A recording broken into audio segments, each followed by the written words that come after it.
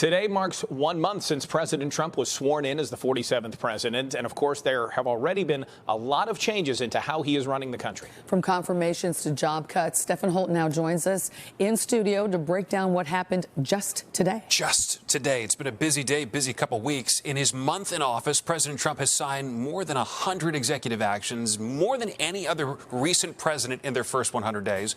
Part of that includes mass government job losses. Let's start with that. Hundreds of federal employees across multiple agencies are now getting those layoff notices.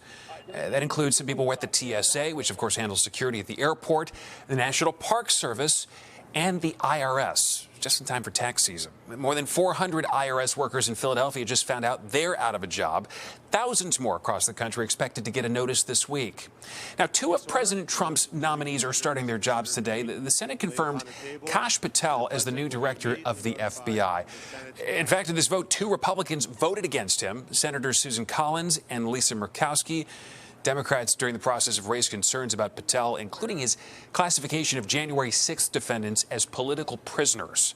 Illinois Senator Dick Durbin, who's a ranking member on the Judiciary Committee, he's been very vocal about his opposition. My Senate Republican colleagues are willfully ignoring myriad red flags about Mr. Patel, especially his recurring instinct to threaten retribution against his perceived enemies.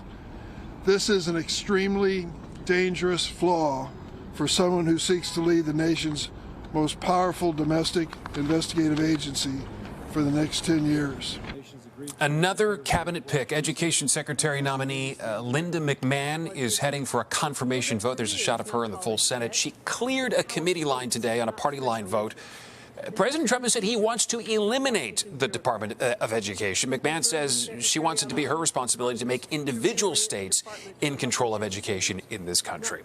But a lot of people today are talking about a big change coming to the Senate. Former Republican leader Mitch McConnell says he won't be running for re-election, and that puts an end to more than 40 years serving in the United States Senate. Contenders, though, they're not waiting. They're already emerging to run for McConnell's seat in Kentucky. It hasn't been open since the year 1984. One candidate, in fact, Marion and Alex, just filed an hour after that announcement.